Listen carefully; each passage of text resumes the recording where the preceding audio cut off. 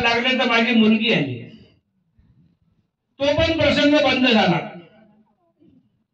असं 3 दिवस सतत मी बाबांसोबत फिरलो.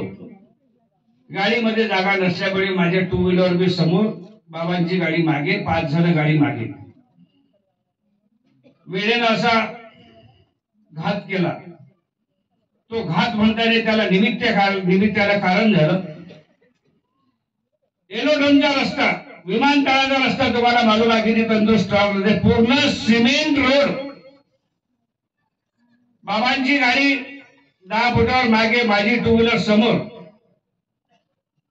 असा भयानक भयभीत ऍक्सिडेंट माझा झाला की माझी 2 व्हीलर जमिनीपासून जवळ ते 15 ते 20 फूट उंच वर गेली. जसं सर्कस मध्ये स्टंट मारतात.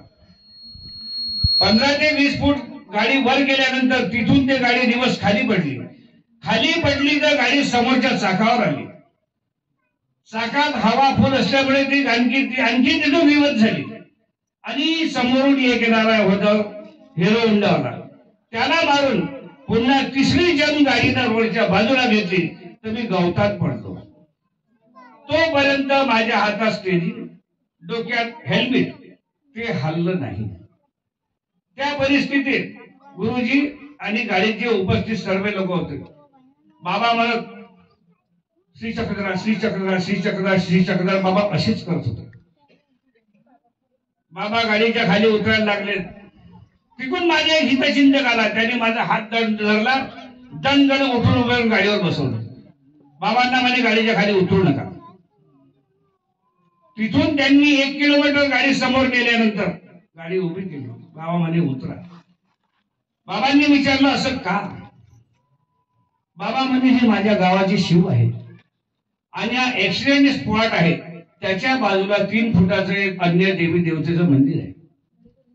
इथं जो ऍक्सिडेंट होतो 90% लोक ऑन स्पॉट जातात आणि 2-4% रस्त्याने जातात.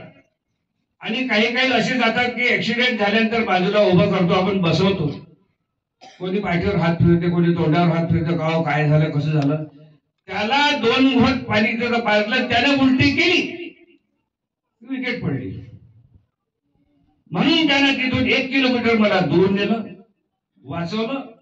आणि गुरुजी बाबा यांना सांगितलं चिंचबोध नागापूरकर बाबांचा आश्रम इथून फक्त 5 किलोमीटर आहे.